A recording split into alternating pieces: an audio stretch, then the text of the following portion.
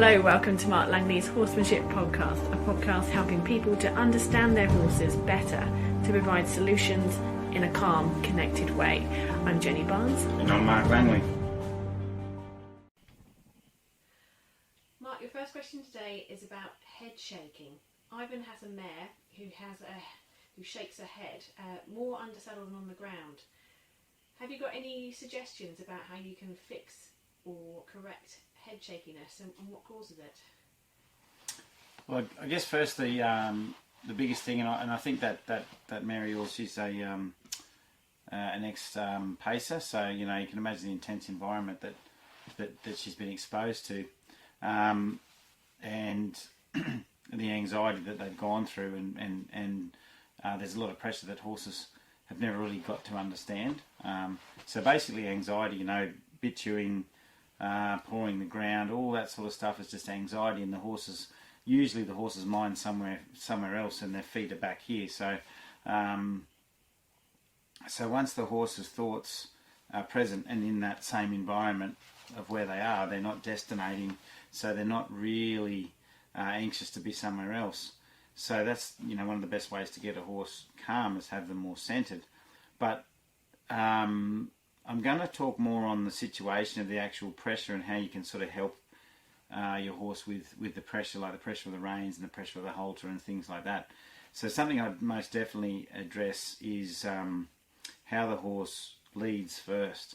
So what's happening is it's like someone rattling the prison cage or the prison cage door. They're sort of out there and they're rattling it to go out, and that boundary is in their way.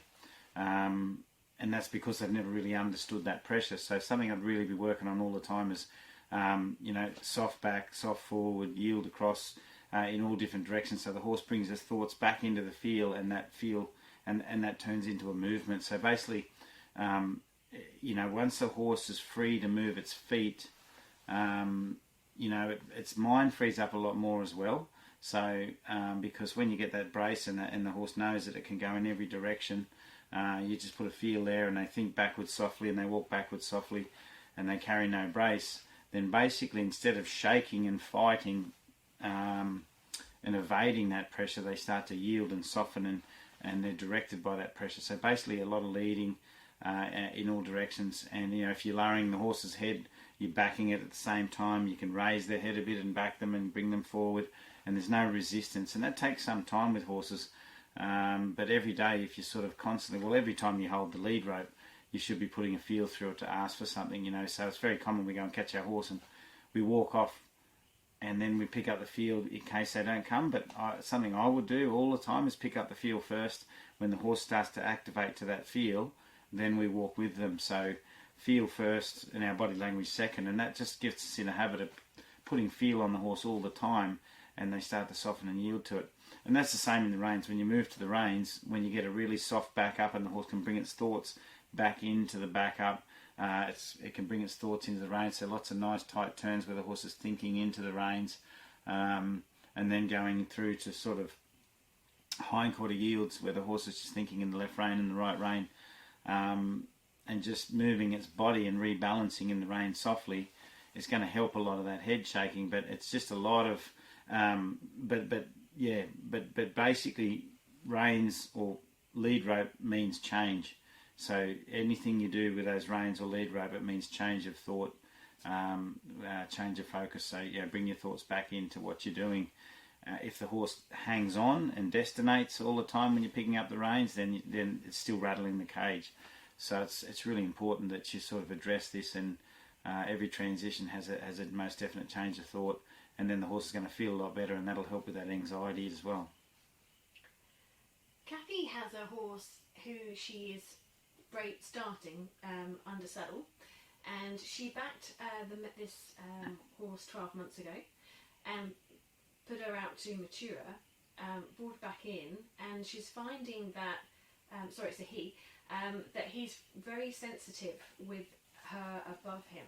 So any noise, any movement in the peripheral vision, the reins on his neck is really worrying him, but nothing really bad has happened. So she can stand up in one stirrup and she's waiting for him to settle, but that doesn't seem to happen. Have you got any ideas to help her? Yeah, it's an interesting scenario that where a horse goes out and comes back, and you thought everything was going okay until you got it back in. And I think sometimes when we're working a horse from scratch, we sort of been spending a couple of weeks getting a horse up to a certain stage, and then when they're at that stage, they're kind of feeling like they're going okay, and then suddenly they go out and come back in, and that stage is not as good as we thought it was, and there's area, and the horse is different. And I think what happens sometimes, they go out, they get there might be some things in there that we're troubled about, and we didn't quite see it or read it well enough. But because it was sort of, they were in work and a bit naive at the time, I suppose, and you'd been working, previously so many weeks to get to that stage, that that stage seemed a little easier. But if there were sort of things in there that bothered them, when they come back in after a big spell, then you're going to notice those things more, and you probably haven't spent that time, that because you're never going right back to the start, but you'll just notice things. If there was a hole there or an anxiety, then the horse is going to sort of come back in, and that'll be an area you're going to have to really sort of work on. And by the sounds of it, that's what's happening. And sometimes we read things a little differently. A horse might be a bit sort of new to something, and a bit maybe even not shut down to it, but they can be a little bit sort of passive, and then all of a sudden they were worried about it, but then when they come in with more confidence next time, they're actually more expressive and saying, no, I'm really frightened about that, and I just wasn't sure when you first did it, but second thought, I'm actually quite anxious. So, but anyway, to get through that, I think what you've got to really look into is, so I always go back to soft movement. Can the horse feel good and soften and walk past me very closely, very, very quietly so that the eye doesn't harden, the horse doesn't freeze. Suddenly when you get to the shoulder or to the rib cage, it doesn't start to crab the hindquarter away because it's frightened. So all those, so you want to be able to sort of get to a stage that the horse walks past you in increments, and you can grade that exposure by sort of, just as I say, going only increments at a time. But as you're doing it, you're not just leading them by in one hit. Like I do a lot of backwards and forwards in that to get them really supple. So when they do lead by, they're really carrying themselves nice, and I'm not sort of having to drag on them. And then they'll soften and just walk by, and that handling on both eyes is a really good sort of start to get them to see how they feel at movement with you just at a normal height. And then I guess what you can do is start to sort of do that from a mounting block or something like that. So and I guess with a mounting block, the horse can go out on a longer line and then come back in again. So you can sort of let them out if they're feeling a little nervous, and they can go around you on a bigger circle just at a walk, and you can slowly decrease the size of that circle. When they start to get a little nervous, you can let the rope out a little and let them sort of find a bit of space from you so they can relax again and bring them back in. And that's another way of just grading the exposure of them getting closer to you while you're quite tall, until they can walk in very softly and walk around you softly, and you can rub down their back and things like that. And I think, working on that a little more, constantly looking at soft movement. Once you've got soft movement, the stand will be no problem at all, because the horse is not moving in an evasive way. So when you ask it to stand, or you stop, you stop that rope, sort of ground that rope so it stops. The horse should just stop comfortably. If they're still fidgety and moving, then you know that they're still quite anxious. And but while you're doing all that, like around the mounting block, you'll still stop and do some forwards and backwards, and make sure the horse can be soft, and you can place them wherever you like, and it'll just take a bit more time. And I guess with these lessons, I'm really centered in the sense that my gravity is stronger than the horse's. I'm not kind of walking in on my horse and handling it. I'm constantly moving and let them come in. They come in and handle me a little bit.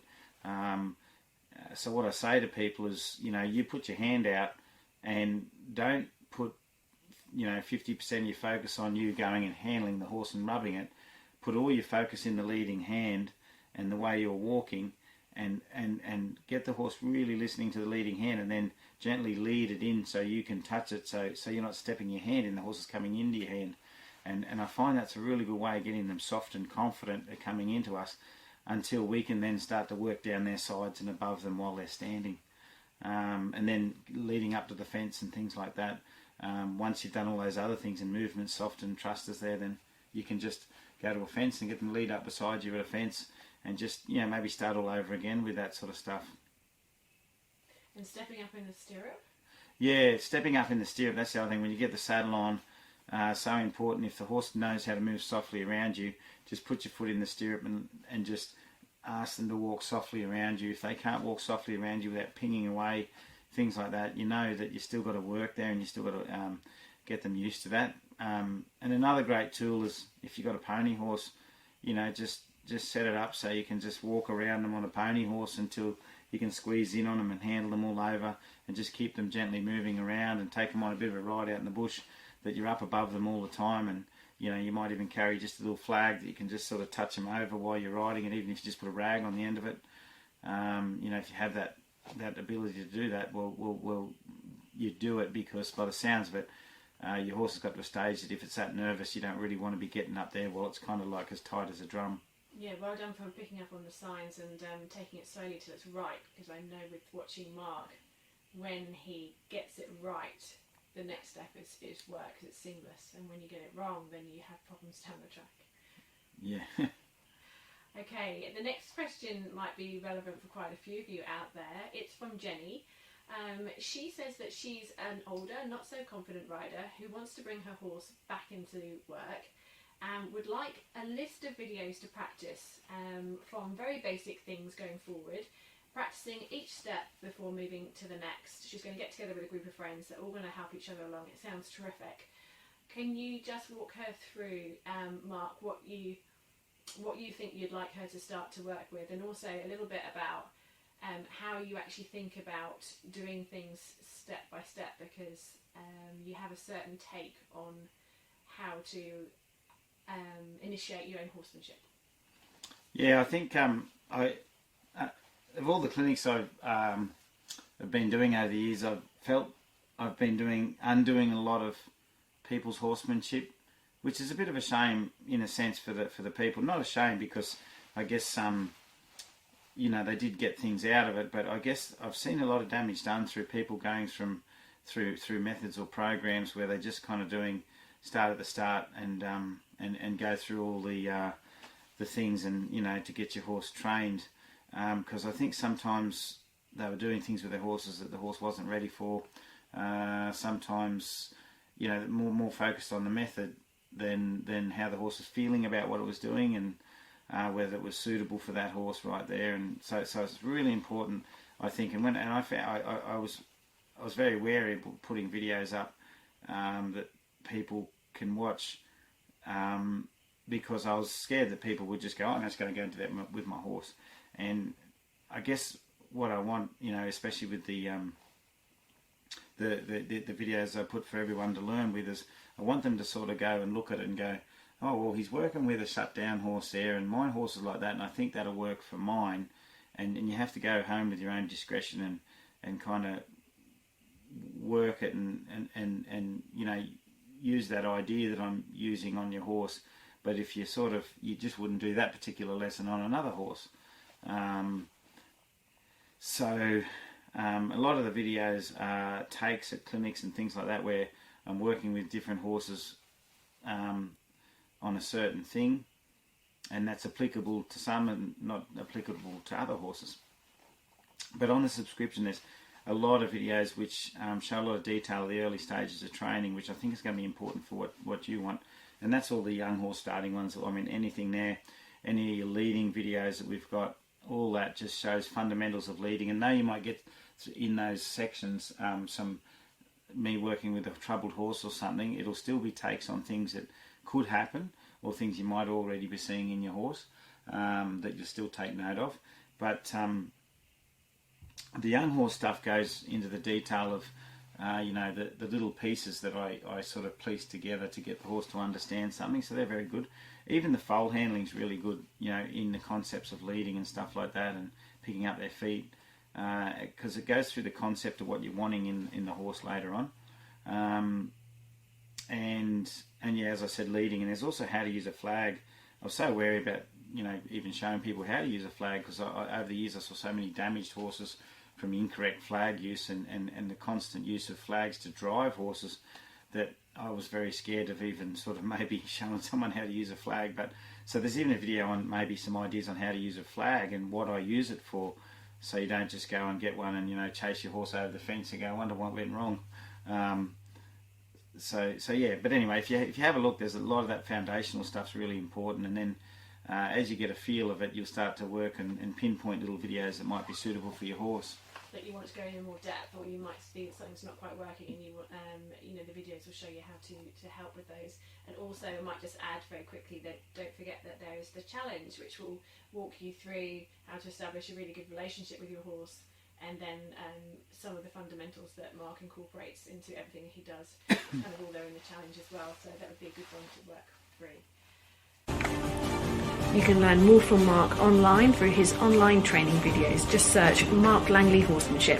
There's over 380 training videos which everyone has access to with a 7-day free trial. If you like what you see, it's just $15 a month from there. That's help where you need it.